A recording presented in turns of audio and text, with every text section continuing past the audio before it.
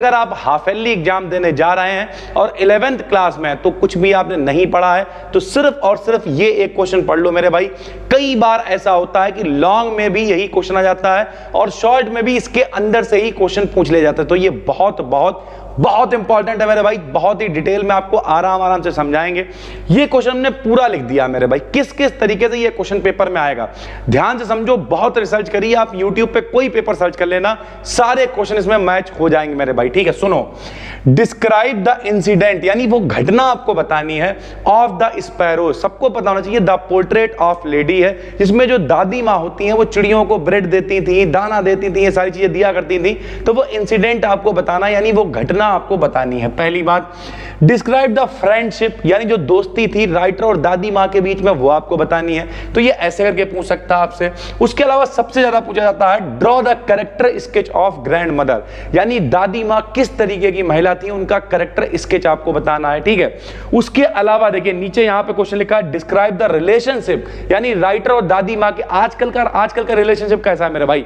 आजकल का रिलेशनशिप ऐसा है, आदमी को अपनी दादी के पास से महक आती है, कोई पास में बैठना नहीं चाहता, लेकिन उन लोगों के बीच में जो हेल्दी रिलेशनशिप था वो आपको बताना है। और character sketch of grand mother, यानी खुशवंत सिंह जो है राइटर हैं, उनकी ग्रैंड जो दादी माँ है उनका आपको कैरेक्टर स्केच लिखना है। तो बहुत ही आसान है, कोई भी क्वेश्चन आ जाए, कैसा भी मेरे भाई आ जाए, आपको यही लिखना है। एक मोटा मोटा अंदाजा बताएं तो 80 से 100 शब्दों में लिखने को आएगा, यानी 10 से 12 लाइनें आपको लिखनी होती हैं लॉन्ग क्वेश्चन में।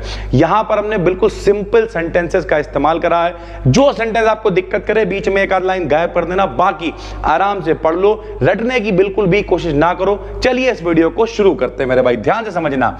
सबसे पहले कैरेक्टर स्केच में, कैरेक्टर स्केच का मतलब क्या, चरित्र चित्रण, उनके चरित्र के बारे में हम लोग बात कर रहे हैं। तो देखिए भाई, ऑथर्स ग्रैंड मदर, ऑथर जब भी कभी मेरे भाई इस तरीके से इन्वर्टेड कॉमा लगा के कोई लिखा हो, जैसे हम कहते हैं सत्यम्स वाइफ, यानी सत्यम की बीबी या सत्यम की पत्नी, वैसे अगर हम कहें ऑथर्स तो मतलब राइटर की, ऑथर्स लिख लो, राइटर्स लिख लो, जो आपको सरल लगे वो लिख लो। ऑथर्स ग्रैंड मदर मतलब राइटर की दादी माँ। वॉज माने थी, एन माने एक, ओल्ड माने बूढ़ी, वुमेन माने महिला, लाइक माने समान। कैसे, अदर्स ग्रैंड मदर, जिस तरीके से बाकी लोगों की जो दादी माँ होती हैं, जो बाकी दादी माँ बूढ़ी होती हैं, वैसे राइटर की दादी माँ भी एक बूढ़ी औरत थी। कितना आसान है मेरे भाई। और हम तो कहेंगे भाई मेरे भाई पीडीएफ तो इसकी हम आपको दे ही देंगे, लेकिन उसके अलावा साथ में लिखो, हम बिल्कुल आराम आपको बता रहे, साथ में लिखो, साथ में समझो, आराम से याद हो जाएगा, कोई दिक्कत वाली बात नहीं है। फिर देखिए, शी माने वह, वॉज माने थी, आ माने एक, हाईली माने बहुत अधिक, और रिलीजियस लेडी का मतलब बहुत ही ज्यादा धार्मिक महिला थी।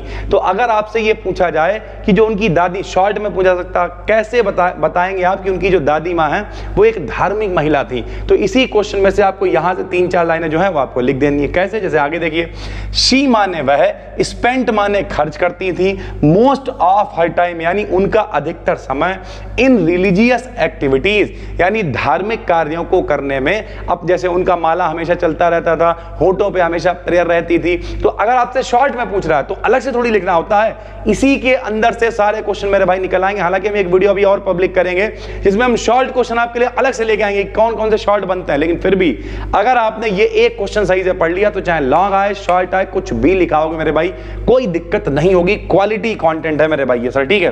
तो अपना ज्यादातर टाइम जो है वो धार्मिक एक्टिविटीज, धार्मिक क्रियाविधि में, धार्मिक कार्यों में खर्च करती थी। शी वॉज डिवोटेड, यानी वो बहुत बड़ी भक्त थी, धार्मिक थी मेरे भाई। शी माने वह, वॉज माने थी, डिवोटेड मतलब समर्पित, धार्मिक महिला थी। एट गॉड यानी भगवान के प्रति समर्पित थी, भगवान की भक्त थी। एंड माने और, वांटेड माने चाहती थी, दैट माने की, ऑथर माने अपना राइटर यानी लेखक, मस्ट ऑल्सो अंडरस्टैंड यानी मस्ट माने जरूर, आवश्यक के लिए लगाते हैं, ऑल्सो माने भी, अंडरस्टैंड माने समझे, यानी जो राइटर है वो भी समझे। क्या समझे, द इंपॉर्टेंस ऑफ गॉड, जो भगवान की महत्ता है, जो भगवान की महत्वपूर्णता है, वो भगवान, देखो भाई बहुत सारे लोग आपको मिल जाएंगे भगवान को नहीं मानते, ये नहीं वो नहीं, क्यों, क्योंकि घर से एक माहौल वैसा बनता है। अगर घर पे पॉजिटिव वाइब्स है ना, अगर दादी माँ के साथ में रहोगे, दादाजी के साथ में रहोगे तो आप मानोगे। अंध भक्त मत बनो, लेकिन मानो सबको मेरे भाई। तो वो चाहती थी कि हम तो भक्त हैं, हमारा जो पोता है वो भी माने मेरे भाई, ठीक है।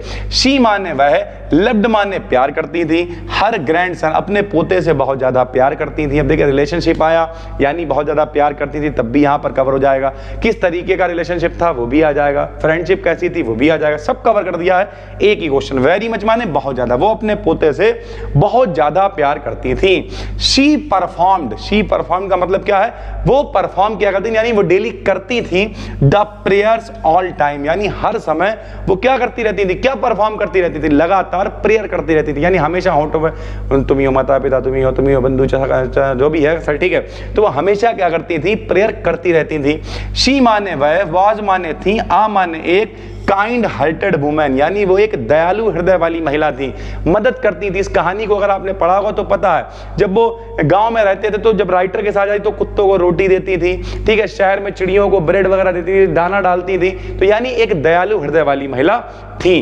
हु शोड, यानी जो दर्शाता है द ह्यूमन वैल्यूज, ह्यूमन मतलब जो मानवीय वैल्यूज हैं, मानवीय जो एक देखिए हमेशा कई बार क्या होता है, एक बार एक अंकल जी हमारे घर पे आए तो उनके एक बच्चा था, छोटा था, बहुत छोटा बच्चा था, हमारे यहाँ वो भी आया हुआ था, तो उस बच्चे ने अंकल जी के केवल यहाँ पे पैंट पे हाथ रख दिया, अंकल धक्का दे दिया, गिर गया। तो ये ह्यूमन वैल्यूज नहीं है मेरे भाई, मानवीयता इंसानियत होनी चाहिए मेरे भाई। बाई गिविंग, कैसे कैसे दिखाता है मानवीय मतलब इंसानियत को कैसे दिखाता है, बाई गिविंग चपाती, यानी वो रोटी दिया करती थी टू द स्ट्रे डॉग्स। मेरे भाई यहाँ पे एक वर्ड हमने इस्तेमाल किया, स्ट्रे मतलब होता है आवारा कुत्ते, तो जो आवारा कुत्ते हुआ करते थे उन्हें वो क्या करती थी, रोटी दिया करती थी, ठीक। एंड लेटर, और बाद में, लेटर मतलब बाद में, इन द सिटी, जब वो लोग शहर चले जाते हैं, by giving bread to the sparrows, यानी जो चिड़िया हुआ करती थी उन्हें वो लोग क्या देती थी, ब्रेड दिया करती थी। तो यहाँ ध्यान से देखिए, कोई इंसानियत वाला व्यक्ति हो, जैसे हमारे यहाँ आपको पता है पूरी गली में बहुत सारी गाय आती रहती, लेकिन सबका घर बंद रहता है। केवल हम अपनी तारीफ नहीं कर रहे हैं, लेकिन हम अपनी मम्मी की तारीफ थोड़ी सी कर दे रहे हैं। क्यों? क्योंकि दिन भर में 12, 15, 20 गाय आती होंगी और वो बस डेली आती हैं दरवाजे तक। हमने कई बार देखा, उन गाय को फॉलो किया, उसके बाद वो कहीं रुकती भी नहीं है, सीधी चली जाती है भाई। क्यों? क्योंकि मेरे भाई इंसानियत, हर व्यक्ति इंसानियत मांगता है, चाहे वो पशु हो चाहे वो जानवर हो, जिससे प्यार करोगे वो आपके पास आएगा मेरे भाई, ठीक है। तो वो क्या करती थी बताओ, जब गांव में थी तो रोटी दिया करती थी,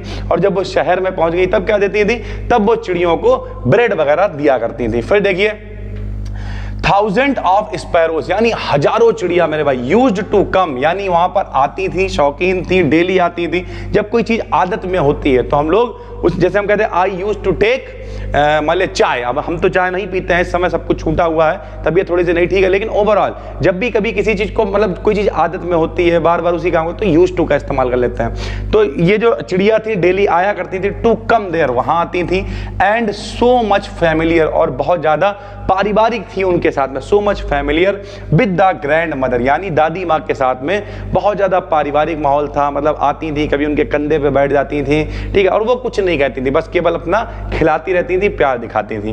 फिर आगे देखिए, व्हेन द ऑथर, यानी जब जो राइटर है, वाज अ चाइल्ड, वो एक बच्चा था, ही lived with her grand mother, वो अपनी दादी माँ के साथ में रहा करता था, इन द विलेज मतलब गांव में। तो किस तरीके की रिलेशनशिप चली वो भी यहाँ पे दिख रहा है कि जब वो बच्चा था तो गांव में रहा करता था, लेकिन बट लेटर मतलब बाद में, when they were called by authors parents, यानी जब दे मतलब उन्हें, वर मतलब थे, कॉल्ड मतलब बुलाए गए, पुकारे गए, बाई ऑथर्स पेरेंट्स मतलब ऑथर जो राइटर उसके माता पिता के द्वारा जब उन्हें बुला लिया गया, इन द सिटी यानी शहर में, तब क्या हुआ, the schedule of their life was totally change, यानी जो उनकी दिनचर्या थी, शेड्यूल मतलब दिनचर्या, टाइम टेबल लिख सकते हो यहाँ पे, वो पूरी तरीके से क्या हुआ, चेंज हो गया। क्यों चेंज हो गया भाई? जब वो गांव में थे तो दादी माँ अपने पास रखती थी, अपने हिसाब से रखती थी, उसे खिलाती थी, ठीक है, चीनी वाली रोटी खिलाया करती थी, और उसे छोड़ने जाती थी मेरे भाई स्कूल तक, रास्ते में कुत्तों को रोटी खिलाती थी, मंदिर में बैठती थी, उसे लेके आती थी, वो एक शेड्यूल था। लेकिन जब वो शहर में चला गया तो शहर में फिर तो बस आएगी, सारी चीजें होंगी, हाई फाई मामला हो जाएगा सर, ठीक है, तो शेड्यूल चेंज हो गया मेरे भाई। There came a distance between, उनके बीच में एक दूरी आ गई, देम यानी उनके बीच में, but that was physical only, लेकिन ये केवल फिजिकल दूरी थी कि भाई साथ में नहीं जा पा रहे हैं, ठीक है, कहते नहीं दूर रह के भी हम ना दूर रह सके, और तुम्हारी जुदाई का गम हम ना सह सके। मेरे भाई क्या है मतलब, दूर ही नहीं रह पा रहे हैं, तो इसका मतलब क्या है, फिजिकली दूरी तो हो सकती है, मेंटली एंड स्पिरिचुअली, यानी आध्यात्म के तौर पे जो उन्होंने सिखा रखा था, जो शिक्षा दे रखी थी, और दिमागी तौर पे वो लोग हमेशा they remained close to each other till the whole life, पूरी जिंदगी भर वो लोग हमेशा एक दूसरे के साथ रहे, एक दूसरे से कनेक्टेड